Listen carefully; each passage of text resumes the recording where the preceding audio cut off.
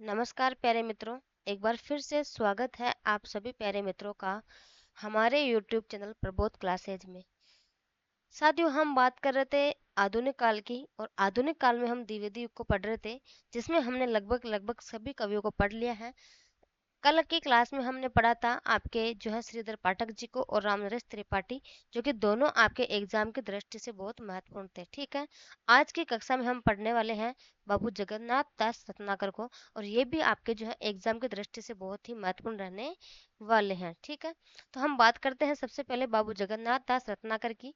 इनका जन्म कहाँ हुआ था और कब हुआ था? तो इनके अगर हम जन्म की बात करें तो इनका जन्म 1866 ईस्वी में हुआ था, और निधन कब हुआ था इनका? तो 1932 ईस्वी में इनका जो है निधन हुआ था। ठीक है, इसके बाद जो हम बात करते हैं इनके पिता का नाम क्या था? तो पुरुषोत्तम दास था, और माता का नाम क्या था? तो माया देवी था, है ना। और सबसे महत्वपूर्ण बात यह है कि इनका उपनाम क्या है?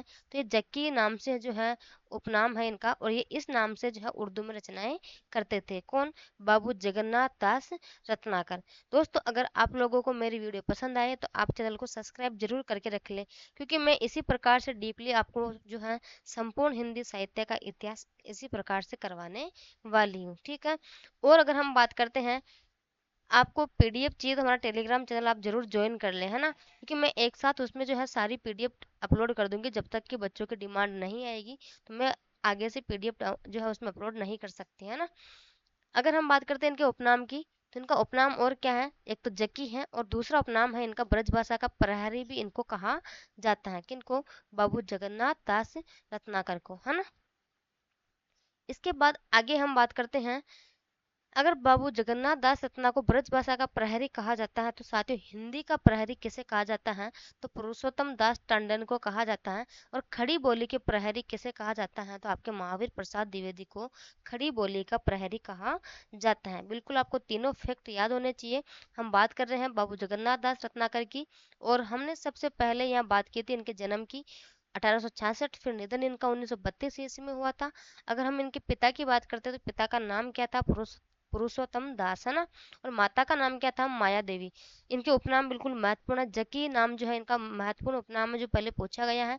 इस उपनाम से ये उर्दू में रचनाएं करते थे, है ना।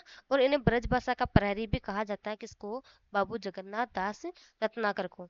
अगर हम बात करते हैं कि हिंदी का प्रहरी किसे कहते हैं, तो पुरुषोत्तम दास टंडन को जो है आपके हिंदी का प्रहरी कहा जाता है। और खड़ी बोली का प्रहरी किसे कहते हैं? तो महावीर प्रसाद द्विवेदी को खड़ी बोली का प्रहरी कहा जाता है। आशा करती हूँ कि आपको यहाँ तक समझ में आया होगा, है ना। इसके बाद आगे हम बात करते हैं कि इनका एक उपनाम और है, भक्ति काल एवं रीतिकाल का समन्वय कवि भी किसे कहा जाता है? तो बाबू जगन्नाथ दास रत्नाकर को भक्ति काल एवं रीतिकाल का समन्वय कवि भी कहा जाता है। ठीक है, यह भी बिल्कुल एक महत्वपूर्ण जो है इनका उपनाम है जो पहले पूछा गया है, तो आपको याद रखना है। ठीक है, इसके बाद हम बात करते हैं इनकी विशेषता क्या है, जो है इनकी विशेषता क्या क्या है और कौन सी विशेषता है इनकी, है ना। सबसे पहले हम बात करते हैं ब्रज भाषा के जो है अंतिम सबसे बड़े कवि कौन से हैं साथियों? तो आपके बाबू जगन्नाथ दास रत्नाकर ही हैं। ये खड़ी बोली के विरोधी एवं ब्रज भाषा के घोर समर्थक थे। किसने कहा था? ये आपके राम विलास शर्मा ने कहा था, और बिल्कुल मोस्ट है बाबू जगन्नाथ दास रत्नाकर को आप मोस्ट लगा लेना, क्योंकि इनकी एक एक फैक्ट जो है बिल्कुल इनका भी महत्वपूर्ण रहने वाला है। ब्रज भाषा के अंतिम बड़े कवि हैं, और ये खड़ी बोली के विरोधी एवं ब्रज भाषा के घोर समर्थक थे। और ये किसने कहा था? आपके राम विलास शर्मा ने कहा था। खड़ी बोली के समर्थकों को हठी एवं मूर्ख कहा जाता है। खड़ी बोली के समर्थकों को क्या कहा जाता है? हठी एवं मूर्ख कहा जाता है। ये किसने कहा था? बाबू जगन्नाथ दास रत्नाकर ने कहा था। खड़ी बोली की निंदा करते हुए बाबू जगन्नाथ दास रत्नाकर ने कहा था कि खड़ी बोली कर्कश भाषा है, इसमें मधुर भावों की अभिव्यंजना युक्त तुकांत रचनाएं नहीं हो सकती। ये किसने कहा था? आपके बाबू जगन्नाथ दास रत्नाकर ने कहा था, और बिल्कुल मोस्ट है कि आपके पहले पूछा गया है, तो फिर से आपको एग्जाम की दृष्टि से याद रखना है कि खड़ी बोली कर्कश भाषा है जिसमें मधुर भावों की अभिव्यंजना युक्त तुकांत रचनाएं नहीं हो सकती। ये किसने कहा था? आपके बाबू जगन्नाथ दास रत्नाकर जी ने कहा था, है ना। इसके बाद आगे हम बात करते हैं कि आधुनिक ब्रजभाषा की वृत्तत्रय में जो है साथियों कौन कौन से रचनाकार शामिल है, इसके बारे में हम बात करते हैं। तो आधुनिक ब्रजभाषा की वृत्तत्रय में हम बात करते हैं, तो तीन रचनाकार हैं, कौन कौन से? भारतेंदु हरिश्चंद्र हैं, एक आपके बाबू जगन्नाथ दास रत्नाकर हैं, और आपके सत्यनारायण कविरत्न हैं। कौन कौन से? भारतेंदु हरिश्चंद्र, सत्यनारायण कविरत्न, और आपके जो है कौन? बाबू जगन्नाथ दास रत्नाकर, है ना। अगर आप ट्रिक से याद करना चाहो तो HJS इस प्रकार से आप याद कर सकते हो, या फिर SHJ, कुछ भी आप ट्रिक याद कर सकते हो। हरिश्चंद्र, सत्यनारायण कविरत्न, और अब आपके बाबू जगन्नाथ दास रत्नाकर। ठीक है, इस प्रकार से आपको याद बिल्कुल रखना है। ये पहले पूछा गया प्रश्न है, तो आपको फिर से यहाँ से भी ध्यान रखना है। ये प्रश्न पहले आ चुका है। अभी मैंने जो आपको जो कथन बताया था वो कथन पहले पूछा गया है, उपनाम पूछा गया है। इस प्रकार आपको याद रखना पड़ेगा। अब हम बात करते हैं इनकी रचनाएं कौन कौन सी हैं साथियों। अगर हम इनकी रचनाओं की बात करें तो सबसे पहले हम बात करते हैं इनकी रचनाएं 5 भागों में डिवाइड है। कितने में? 5 भागों में जो क्या है, विभाजित है। सबसे पहले अगर मैं बात करती हूँ तो हम प्रबंधात्मक खंड काव्य रचनाएं पढ़ेंगे। उसके बाद में हम पढ़ने वाले हैं मुक्तक काव्य रचनाएं। उसके बाद हम पढ़ने वाले हैं अनुदित, इनकी अनुदित रचनाएं कौन कौन सी हैं। उसके बाद हम पढ़ेंगे इनके संपादित रचनाएं कौन कौन सी है, और सबसे अंत में पढ़ने वाले हम इनके चर्चित लेख कौन कौन से हैं। ठीक है, तो सबसे पहले हम बात करते हैं रचनाओं को पढ़ने से पहले एक बार फिर से आप फटाफट से रिवीजन कर लो, क्योंकि जितना आप देखोगे उतना ही आपको याद रहने वाला है। रिवीजन का ही कमाल है, बाकी पढ़ते तो सारे ही हैं। ठीक है, तो हमने बात की थी इनका मोस्ट प्रश्न एक यहाँ से बना हुआ है पहले, जो आपके एग्जाम में पूछा गया है। क्या प्रश्न क्या था कि जकी उपनाम से जो है कौन उर्दू में रचनाएं करते थे? आपके तो कौन? बाबू जगन्नाथ दास रत्नाकर। ठीक है, इसके बाद अगला प्रश्न पूछा गया भक्ति काल एवं रीति काल का समन्वय कवि किसे कहा जाता है? तो आपके बाबू जगन्नाथ दास रत्नाकर को कहा जाता है। ये प्रश्न पहले जो है पूछे गया है। ठीक है, ये खड़ी बोली के विरोधी एवं ब्रजभाषा के घोर समर्थक थे, किसने कहा था? रामविलास शर्मा ने कहा था, और ये प्रश्न आपके जो है पहले पूछा गया है। अगला प्रश्न पूछा गया है यहाँ से, इनमें से सबसे मोस्ट था, खड़ी बोली कर्कश भाषा है जिसमें मधुर भावों की अभिव्यंजना युक्त तुकांत रचनाएं नहीं हो सकती। ये भी किसने कहा था? तो बाबू जगन्नाथ दास रत्नाकर जी ने कहा था। ये भी बिल्कुल आपके पहले पूछा गया है। ठीक है, अब हम बात करते हैं अगला प्रश्न कौन सा कहाँ से पूछा गया है। तो आधुनिक ब्रज भाषा की वृत्तत्रय में शामिल रचनाकार कौन से हैं या फिर कौन से नहीं है? तो आपके ये वाला प्रश्न भी जो है पहले पूछा गया है। तो किस प्रकार से आपको 5 प्रश्न तो देखने को मिल गए हैं कि कहाँ कहाँ से इनमें से प्रश्न बनते हैं। अब हम बात करेंगे इनकी रचनाओं की, और सबसे पहले हम बात करने वाले हैं रचनाओं में प्रबंधात्मक खंड काव्य रचनाएं। कौन सी साथियों? प्रबंधात्मक खंड काव्य रचनाएं, जिसमें आपके सबसे पहली रचना है हिंडोला। कौन सी? हिंडोला, और इसका प्रकाशन वर्ष कितना है? 1894 ईस्वी। कितना है? 1894 ईस्वी। दूसरी रचना है इनकी हरिश्चंद्र, जिसका प्रकाशन वर्ष कितना है? 1906 ईस्वी। और तीसरी रचना है इनकी कलकासी, इसका प्रकाशन वर्ष कितना अगर हम बात कर रहे हैं तो 1906 ईस्वी। चौथी रचना है बहुत ही महत्वपूर्ण गंगावतरण। गंगावतरण कितनी है साथियों? इसका प्रकाशन वर्ष 1927 ईस्वी। और वेरी मोस्ट है उद्धव शतक, इसका प्रकाशन वर्ष कितना है? 1929 ईस्वी। ठीक है, तो आपके सबसे महत्वपूर्ण रचना जो पहले ये पूछी गई है, ये पूछी गई है। उद्धव शतक वेरी मोस्ट है आपके, गंगा अवतरण बिल्कुल वेरी मोस्ट है, कलकासी बिल्कुल आपके मोस्ट है। ये दो पहले पूछी गई है। हिंडोला जो आपके अब तक नहीं पूछी गई, कलकासी भी आपकी जो है पहले पूछी गई है। ठीक है, लेकिन आपको हिंडोला जो इनकी प्रथम रचना है, इसलिए आपकी ये महत्वपूर्ण भी है ना। तो प्रबंधात्मक खंड काव्य रचनाएं इनकी कौन कौन सी हो गई? हिंडोला, हरिश्चंद्र, कलकासी, गंगा अवतरण और उद्धव शतक। हिंडोला का प्रकाशन वर्ष 1894 ईस्वी। बिल्कुल आपको ये क्रम से याद होना चाहिए, क्या पता आपको प्रश्न जो है क्रम से भी पूछ लिया जाए, है ना। तो हिंडोला का प्रकाशन वर्ष कितना है? 1894 ईस्वी। हरिश्चंद्र का प्रकाशन वर्ष कितना है? 1906 ईस्वी। और अगर हम बात करते हैं रचना है कलकासी, इसका प्रकाशन वर्ष कितना है? तो 1906 ईस्वी। गंगा अवतरण का प्रकाशन वर्ष कितना है दोस्तों? तो आपके 1927 ईस्वी। और उद्धव शतक का प्रकाशन वर्ष कितना है? तो 1929 ईस्वी। और ये आपको अच्छे से याद होना चाहिए। ठीक है, इसके बाद दूसरे नंबर पर हम बात करते हैं मुक्तक काव्य रचना या फिर आपके मौलिक रचनाएं जो है कौन कौन सी हैं। ठीक है, इसमें आपके दो सबसे महत्वपूर्ण थी, एक तो श्रृंगार लहरी रचना और गंगा लहरी रचना। ठीक है, विष्णु लहरी, रत्नाष्टक, वीराष्टक और प्रकीर्ण पद्मावली। इसमें आपके सबसे महत्वपूर्ण एक तो गंगा लहरी है, आपको लहरी लहरी से याद रखना, श्रृंगार लहरी, गंगा लहरी और विष्णु लहरी। ठीक है, एक आपके इसमें सबसे महत्वपूर्ण रहने वाली है वो रत्नाष्टक जो है रचना आपकी बिल्कुल महत्वपूर्ण है। ठीक है, तो आपकी कौन कौन सी होगी मुक्तक काव्य रचनाएं? श्रृंगार लहरी, गंगा लहरी, विष्णु लहरी, रत्नाष्टक हो गई, वीराष्टक हो गई और प्रकीर्ण पद्मावली हो गई। ठीक है, ये किसकी हो गई? आपके बाबू जगन्नाथ दास रत्नाकर की। और आपके इसके प्रबंधात्मक खंड काव्य रचनाएं कौन कौन सी थी? हिंडोला, हरिश्चंद्र, कलकासी, गंगा अवतरण और उद्धव स्तक, ये हो गई इनकी प्रबंधात्मक रचनाएं। और मुक्तक रचनाएं श्रृंगार लहरी, गंगा लहरी, विष्णु लहरी, रत्नाष्टक, विराष्टक, प्रकीर्ण पद्मावली, ये हो गई इनकी मुक्तक काव्य रचनाएं। ठीक है, इसके बाद आगे हम बात करते हैं इनकी कुछ महत्वपूर्ण रचनाएं हैं जो कौन सी अनुदित रचनाएं हैं। स, सबसे पहले अगर हम बात करते हैं इनकी अनुदित रचना एक ही है साथियों, वो भी बिल्कुल वेरी मोस्ट है ना। इसका प्रकाशन वर्ष कितना है? 1919 ईस्वी। और रचना कौन सी है? ये समालोचना आदर्श। कौन सी अनुद, अनुदित रचना है इनकी? एक कौन सी है? समालोचना आदर्श। और इसका प्रकाशन वर्ष कितना है? 1919 ईस्वी। अलेक्जेंडर पोप की रचना एसेज ऑन क्रिटिसिज्म का रोला छंद ब्रजभाषा में अनुवाद जो है इसका हुआ है। किसमें? अलेक्जेंडर पोप की रचना एसेज ऑन क्रिटिसिज्म का रोला छंद में जो है और ब्रज भाषा में जो है इसका अनुवाद हुआ है। किसका? समालोचना आदर्श रचना का, जो कि आपके अनुदित रचना है किसकी? आपके बाबू जगन्नाथ दास रत्नाकर की। ठीक है, इसके बाद आगे हम बात करते हैं इनकी संपादित रचनाएं कौन कौन सी हैं। सबसे पहले हम बात करते हैं कि इन्होंने किस किस रचनाओं का जो है संपादन किया था, है ना। कवि कुल कंठाभरण जो है आपके किसकी है? दुल्हे की रचना है ना।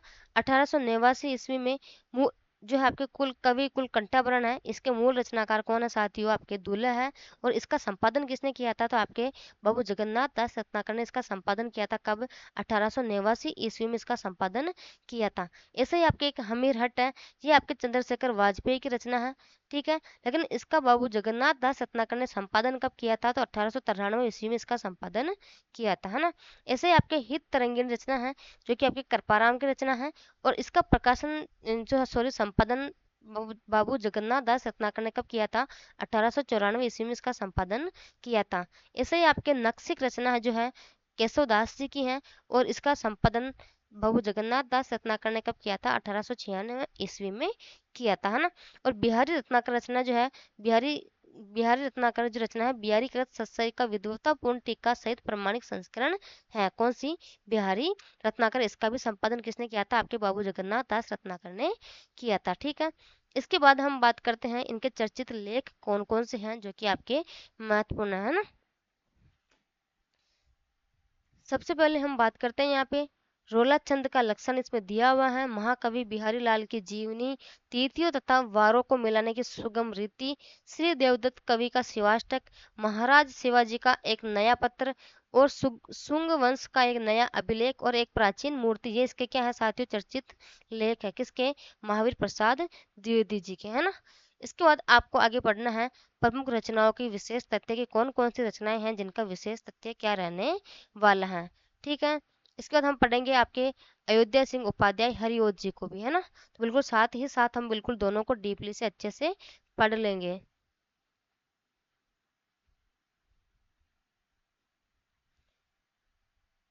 हम बात करते हैं इनकी रचनाओं के विशेष तथ्य कौन कौन से हैं। हिंडोला रचना है साथियों इनकी, ये रोला छंद में रचित आध्यात्मिक एवं श्रृंगारिक रचना है। ठीक है, हरिश्चंद्र जो रचना है इनकी भारतेंदु हरिश्चंद्र के नाटक सत्य हरिश्चंद्र पर आधारित खंड काव्य है। और कुल सर कितने हैं? तो इसमें 4 है। कुल सर कितने हैं? इसमें 4 है। और अब आप मुझे कमेंट करके ये बताएंगे कि भारतेंदु हरिश्चंद्र के नाटक सत्य हरिश्चंद्र इसका प्रकाशन वर्ष कितना है साथियों? आप मुझे ये कमेंट करके बताएंगे। जो भी स्टूडेंट मेरी वीडियो देखते हैं वो मुझे जरूर कमेंट करेंगे। अगर जो मुझे कमेंट करके बताएगा इसका आंसर सही बताएगा, उसको मैं जरूर पीडीएफ जो है मैं डायरेक्ट मैसेज मुझे है ना आप जो है तो व्हाट्सएप के थ्रू या फिर आप मुझे टेलीग्राम के थ्रू जो है बता देना। जो कमेंट करेगा मैं उसी को जो है बिल्कुल पीडीएफ डाल दूंगी। ठीक है, कलकासी रचना इनकी मोस्ट है। रोला छंद में काशी की महिमा का वर्णन इसमें हुआ है। अगली रचना है इनकी गंगा लहरी, जो कि गंगा की स्तुति में 52 कवित छंद है। इसमें क्या है? गंगा की स्तुति में जो है 52 कवित छंद है। एक रचना है इनकी कौन सी? विष्णु लहरी, इसमें विष्णु की स्तुति में 52 कवित छंद है। एक रचना है इसकी गंगावतरण, जिसमें अगर हम बात करते हैं तो प्रबंधात्मक खंड का रचना है, मौलिक रचना है ये। इसमें सर कितने हैं साथियों, मोस्ट तो ये है कि इसमें कुल सर कितने हैं, तो कितने हैं आपके 13 इसमें जो है कुल सर्ग है ना। तो बिल्कुल ये आपके जो है प्रश्न बनने वाला है, मोस्ट है गंगावतरण, बिल्कुल आपको याद रखनी है। एक रचना है इनकी उद्धव शतक, जो कि वेरी वेरी मोस्ट है और आपको याद भी रखनी है ना। उद्धव शतक रचना है ये प्रबंधात्मक खंड काव्य रचना है। इसका रचनाकाल कितना अगर हम बात करें तो 1929 ईस्वी इसका रचनाकाल है। 118 इसमें कवित छंद है। दूत काव्य है ये। ब्रह्मर गीत से संबंधित अंतिम प्रसिद्ध रचना कौन सी है आपके, तो उद्धव शतक है ना। ब्रज भाषा की अंतिम बड़ी रचना है कौन सी, उद्धव शतक, बिल्कुल मोस्ट है, इसको मोस्ट लगा लेना। उद्धव शतक की गोपियां वाग वेदज्ञ के लिए जानी जाती है, और ये आपके जो है आरपीएससी सेकंड ग्रेड में प्रश्न पूछा गया था, है ना। तो बिल्कुल आपके लिए ये भी मोस्ट है। भ्रमर गीत सूरदास की गोपियां क्या क्या होती है साथियों, कहलाती है भावुक होती है। और भंवर गीत नंददास की गोपियां क्या कहलाती है, तो आपके तर्कशील और वाचाल होती हैं। कैसी, तर्कशील और वाचाल होती है भंवर गीत यानी नंददास की गोपियां, और भ्रमर गीत यानी आपके सूरदास की जो गोपियां हैं वो आपके भावुक होती हैं। ठीक है, अब हम बात करते हैं इनके प्रमुख कथन कौन कौन से हैं, तो कथन एक बार हम पढ़ लेते हैं, है ना। एक कथन आपके इसमें आचार्य रामचंद्र शुक्ल जी का, और एक कथन आपके रामस्वरूप चतुर्वेदी जी का, और एक कथन है आपके सामने नंद दुलारे वाजपेयी का। सबसे पहले हम बात करते हैं शुक्ल जी के कथन के बारे में, कि इनकी कविता बड़े पुराने कवियों की टक्कर में होती थी। पुराने कवियों में भी इनके सी सूझ उक्ति वैचित्र्य बहुत कम देखा जाता है। ये साहित्य और ब्रज भाषा में बड़े मर्मज्ञ थे। ये कथन किसका है, बाबू जगन्नाथ दास रत्नाकर के संबंध में, तो आचार्य रामचंद्र शुक्ल जी का है ना। इसके बाद आगे हम बात करते हैं सूर की भावुकता और नंददास की तार्किकता से अलग रत्नाकर की गोपियों में एक वाक वेदज्ञ है। यह समुचित भ्रमर गीत परंपरा में एक नया आयाम जोड़ता है। ये जो है कथन किसका है, राम स्वरूप चतुर्वेदी जी का। एक कथन है इसमें नंद दुलारी वाजपेयी का, जो कि बहुत मोस्ट है बिल्कुल जो है। ये खड़ी बोले युग में ब्रज भाषा के सबसे बड़ी कवि थे, और ये किसने कहा था, आपके नंद दुलारे वाजपेयी ने कहा था। साथ कल हम पढ़ेंगे आपके जो है अयोध्या सिंह उपाध्याय हरिओद को, क्योंकि आज मेरे पास थोड़ा समय नहीं है, तो मैं आपको जो है क्लास इतनी सी ले पाऊंगी। कल हम पढ़ लेंगे किसको, आपके जो है हरिओद उपाध्याय को, है ना। एक बार इनकी रचना बिल्कुल आप वापस शुरू से देख लो, रचना रचना थोड़ी है ना। तो हिंडोला इनकी प्रबंधात्मक रचना कौन सी है, हिंडोला है, हरिश्चंद्र है, कलकासी है, गंगावतरण है, उद्धव शतक है ना, उद्धव शतक। मुक्तक रचना इनकी कौन कौन सी है, श्रृंगार लहरी हो गई, गंगा लहरी, विष्णु लहरी, रत्नाष्टक, वीराष्टक और प्रकीर्ण पद्मावली। अनुदित रचना कौन सी है इसकी, समालोचना आदर्श हो गई, एक है जो बिल्कुल महत्वपूर्ण है, प्रकाशन वर्ष 1919 ईस्वी, है ना। संपादित रचना इनकी कौन कौन सी है, कविकुल कंठाभरण हो गई, हमीर हट हो गई, हित तरंगिणी हो गई, नक्सिक हो गई, और बिहारी रत्नाकर। इन सबकी रचनाओं का जो क्या किया इन्होंने, संपादन किया था ना। ये इनके चर्चित लेख है कौन कौन से, रोलाचंद का लक्षण है, महावीर बिहारी महाकवि बिहारी लाल की जीवनी, तिथि तथा वारों को मिलाने की सुगम रीति, श्री देवदत्त कवि का जो है शिवाष्टक, महाराज शिवाजी का एक नया पत्र, और शुंग वंश का एक नया अभिलेख, एक प्राचीन मूर्ति, है ना। इसके बाद हमने बात की थी इनकी रचनाओं के विशेष तथ्य देख लिए थे, ताकि कौन कौन सी महत्वपूर्ण है। और सबसे पहले अगर मैं बात करूं तो उद्धव शतक जो रचना है इनकी वेरी वेरी मोस्ट है, आपको अच्छे से याद रखना है। और ये कुछ कथन है जो आपको बिल्कुल अच्छे से याद रखना है। कल बात करेंगे हम, अरे जो आपके हरिओद जी को बिल्कुल डीपली से पढ़ने वाले हैं। ठीक है, देखो साथियों मैं आपको कितना पढ़ा देती हूँ, बिल्कुल आप देख सकते हो द्विवेदी युग को, और यहाँ से मैं आपको द्विवेदी युग शुरुआत कर रही हूँ, आप देख सकते हो। हमने रूप नारायण पांडे को पढ़ा था। इसके बाद हमने क्या किसको पढ़ा था, श्रीधर पाठक, बिल्कुल आपके मोस्ट थे। हमने लगभग जो है कितने कवि पढ़ लिए हैं। अब कुछ कुछ जो है आपके महत्वपूर्ण बच्चे हैं, उनको भी हम बहुत जल्दी कवर करने वाले हैं, है ना। और आज हमने बाबू जगन्नाथ दास को जो है पढ़ लिया है। इससे पहले हमने जो है बिल्कुल आपके जो है आपके महावीर प्रसाद द्विवेदी को, इन सबको हमने पढ़ लिया है। तो बिल्कुल आप इसी प्रकार अगर मेरे साथ बने रहोगे, तो मैं आपको जो है संपूर्ण सिलेबस हिंदी साहित्य के इतिहास का है इसी प्रकार कंप्लीट करवा दूंगी। तो ठीक है साथियों, अगर वीडियो पसंद आए तो मेरे चैनल को सब्सक्राइब जरूर करके जाना, ताकि उससे मुझे क्या थोड़ा मोटिवेट होती हूँ कि हाँ कि ठीक है यार, बच्चे अपनी जो है वीडियो देखते हैं, है ना। तो थोड़ा आप मुझे सपोर्ट करेंगे, वीडियो को शेयर भी करेंगे।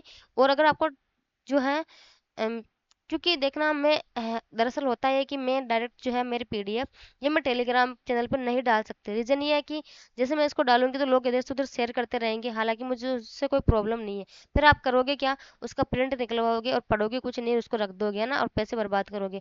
मैं ये कहती हूँ कि आप इसको अच्छे से बटे बटे एक एक चीज़ को नोट्स बना के लिखो, सेम ऐसा कि ऐसा आप लिखो, ताकि आपका प्रश्न जो है एक भी गलत नहीं हो। और फिर भी अगर आपको लगता है कि इसमें और भी थोड़े बहुत कमी मुझे कुछ जोड़ना चाहिए एडवांस, तो आप बुक्स ले सकते हो, आचार्य रामचंद्र शुक्ल जी की, गणपति चंद्र गुप्त जी की, इन सब की बुक लेके उनको पढ़ो और इसमें जो है और आप नोट्स ऐड कर सकते हो, है ना। तो बिल्कुल ठीक है साथियों, आज के लिए यही, धन्यवाद। कल पढ़ेंगे हम जो आपके अयोध्या सिंह उपाध्याय हरिओत जी को। ठीक है, तो धन्यवाद।